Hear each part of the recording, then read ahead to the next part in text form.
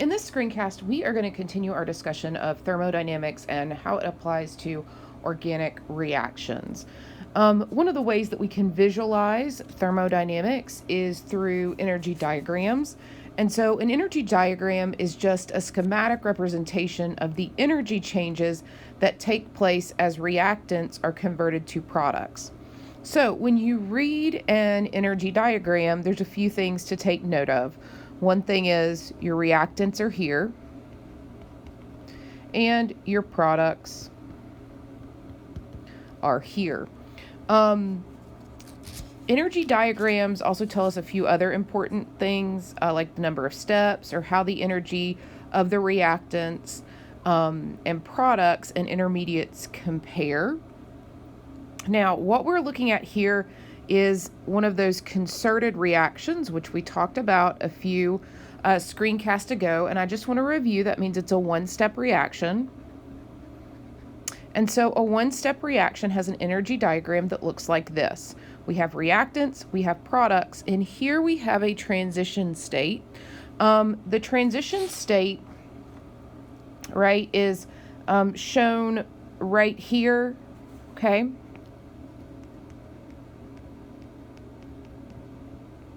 And that's where you have the bonds that are partially being broken and partially formed. So what's happening is, right, C is approaching B, and then A, this AB bond is generally breaking. A few things I want you to notice here. There's an energy difference between the reactants and the products, and that's the delta H. I also want you to notice that the products are lower in energy than the starting materials. And this is for this direction. If you were to reverse this, then it does reverse the products and the reactants, okay? It would reverse the sign like we've shown before on the previous screencast, but it would not reverse the number itself, okay? Now, I want to talk about the energy difference we see between the reactants and the transition state. E sub A here is the activation energy,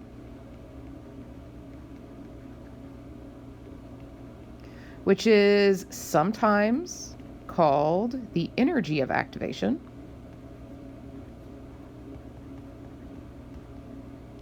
And what that tells us is the larger the activation energy, the greater amount of energy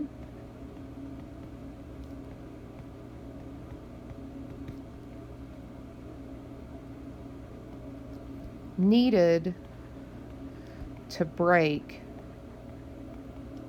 the bonds. Okay.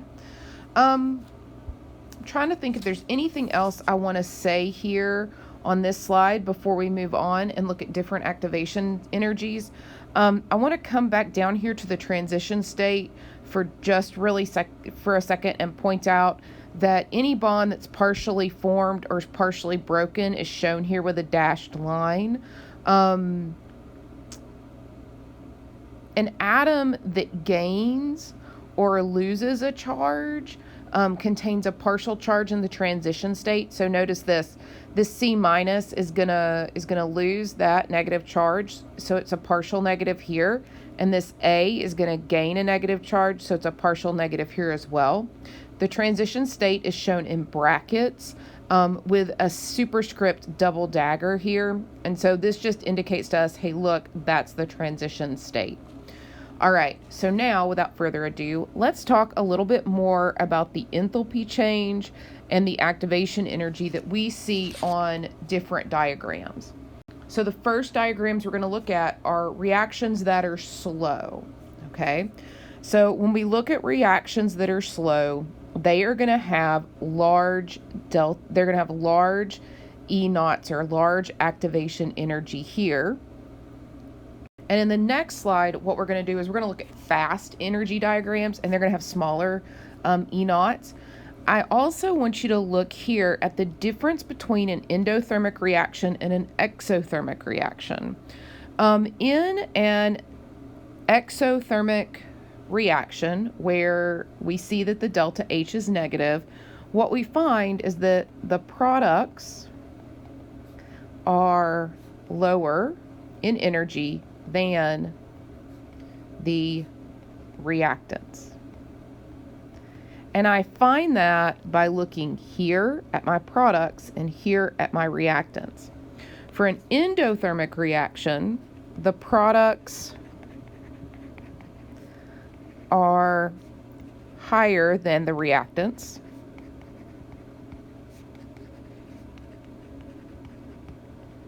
And the delta H then is positive here. Now, the E sub A is going to tell us if the reaction is slow or fast. These are large E sub A's. These are fast reactions. They have very small E sub A's. So a small E sub A means it's going to be a fast reaction. Does not take a lot of energy there. If it's very, very big, it's going to be a slow reaction. Notice that fast reactions can also be endothermic or exothermic as well.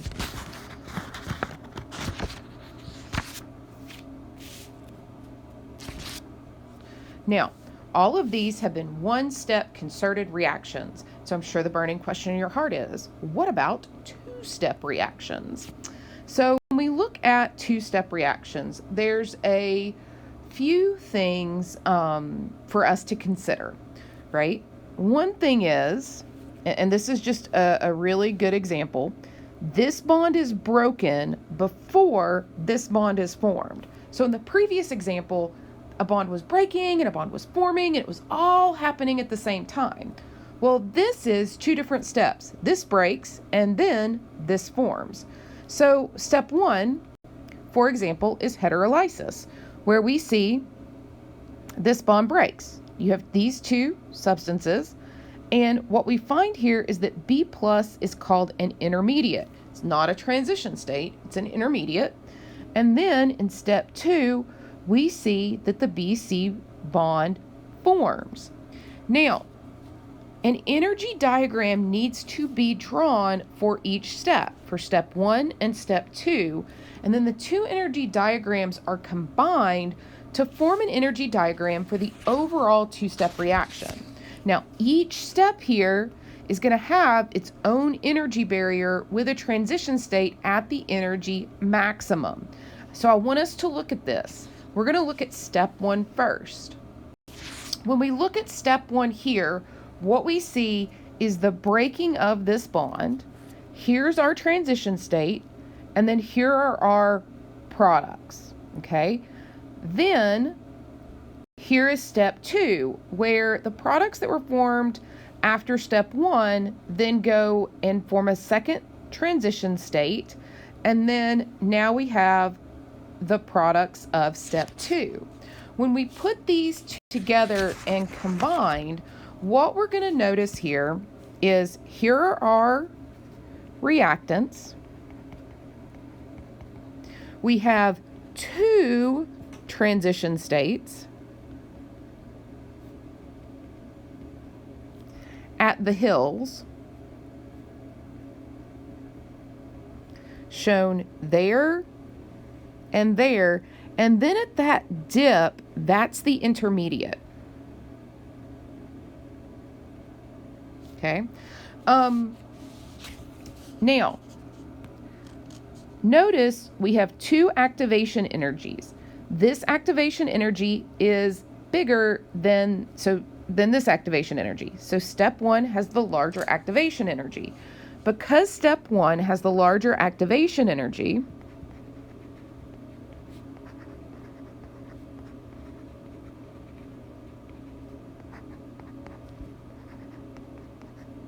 that is the rate limiting step.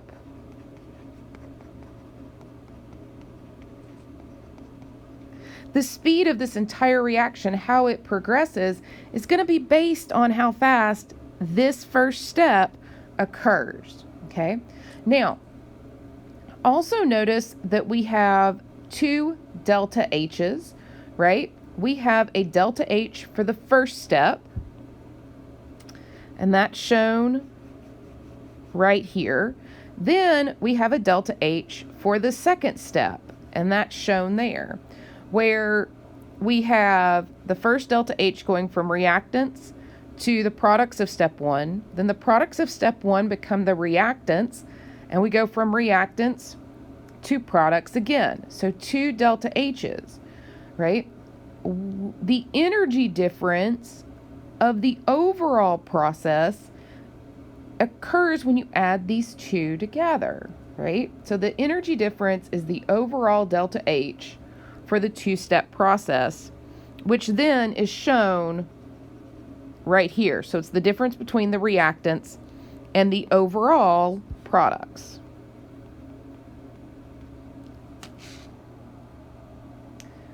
All right, I'm trying to see if there's anything else I wanted to say here. All right, so we brought up rate here and rate limiting steps. And so that makes us dip our toe into kinetics. So let's talk about kinetics for a little bit. So kinetics, it's just the study of reaction rates. How fast are we going? That's it. And so E sub A then, or that activation energy, is the energy barrier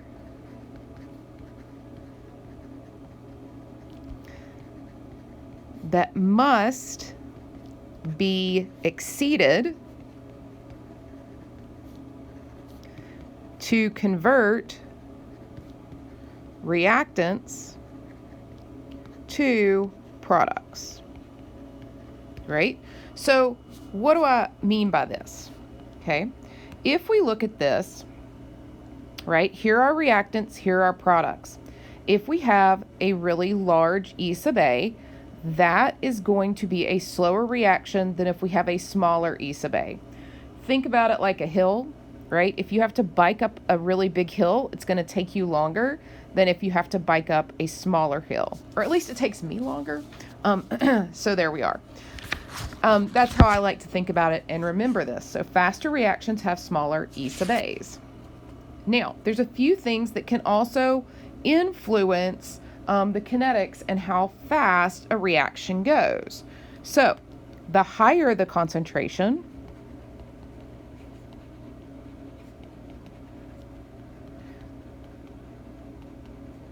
of the reactants,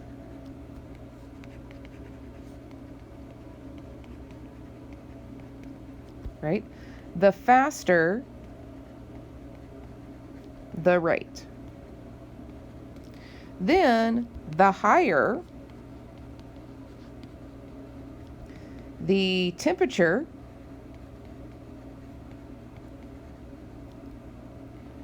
of the reaction, the faster the rate. When we talk about this, there are multiple things that can affect rates. You should have talked about those in general chemistry. I am hitting the things that we are going to see overall in organic chemistry. I also want to point out the don't forget there's the opposite of this, right? So if it's a lower concentration, it's going to be slower. If the temperature is lower, it's also going to be slower. So these are things that can affect the rates that we're going to see. Now, things that cannot affect the rate: Gibbs free energy, enthalpy, equilibrium, do not affect KQ, do not affect the rate of the reaction. Those quantities just really indicate the direction of equilibrium and the relative energies of the reactants and the products. Now, we describe rates using rate laws. These are also known as rate equations, right? And they just show the relationship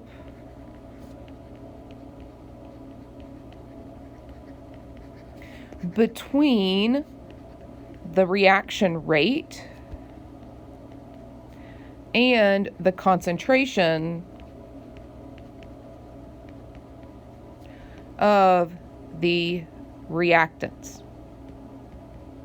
Now, a general rate law is something that looks like this. You have the rate, it equals a constant times the concentration of the reactants. Now, this is experimentally determined.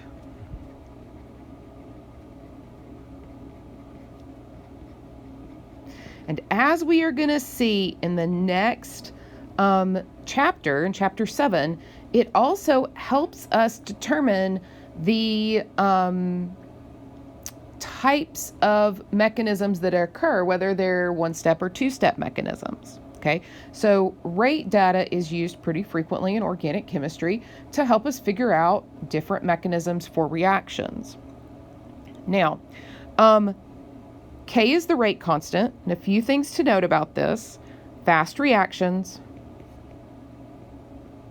have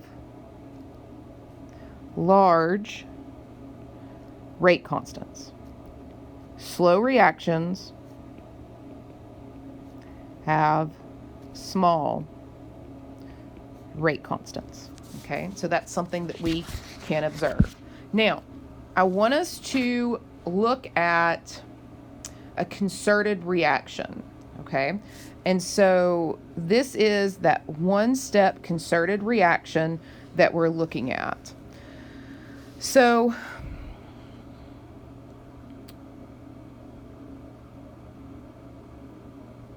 before I do that, though, I think I want to do a summary for you because we've talked a lot about slow and fast reactions.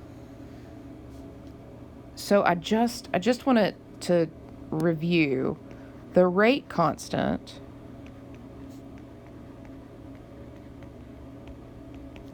K and the activation energy are inversely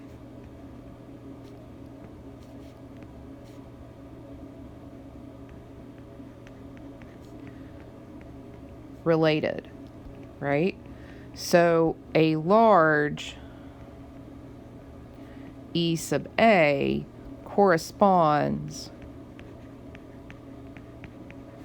to a small k, right? So a large E sub A and a small k mean it's going to be a slow reaction, okay? A small E sub A will have a large k, and that's a fast reaction. So I don't want you to get E sub A and k confused. So I just wanted to go back and clarify that before we started talking about rate equations a little bit more in depth. So let's look at that concerted one-step reaction. So this is a one-step reaction. It's shown right here. And we have the rate equation shown here. Now, the rate equation contains the two concentration terms for all the reactants in a one-step mechanism, okay? So in a one-step mechanism, we see the two concentration terms.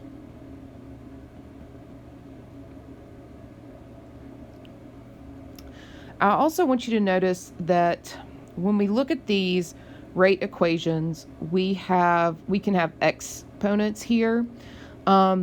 Here the exponent is 1, and here the exponent is also 1. So a lot of times we say, look, this is first order with respect to AB, first order with respect to C, and then to figure out the order of the overall equation, we add those two exponents. And so we would say, look, this is a second order rate equation. This would be something that you would have done in general chemistry in the second term. So I just wanted to review that for just a moment. Now, a rate equation for a two-step reaction looks different because it's only going to contain the concentration information for the rate determining step. So let's look at that for just a second. In a multi-step reaction,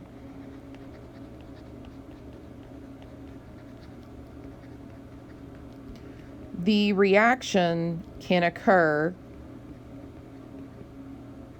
no faster than its rate determining step. So only the concentrations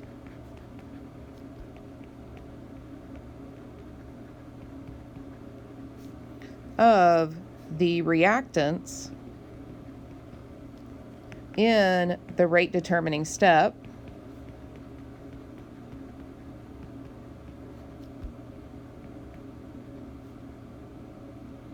appear in the rate equation.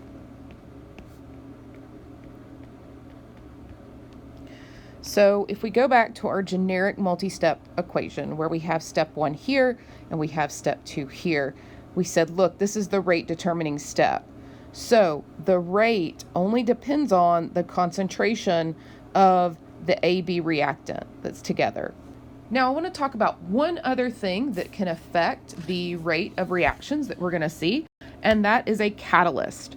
A lot of reactions don't proceed at a reasonable rate unless a catalyst is added. Common catalysts are things like acids, so sulfuric acid, and then metals as well. So palladium is an example of a catalyst. So a catalyst is just going to speed up the rate of the reaction, okay? Now, it is recovered unchanged.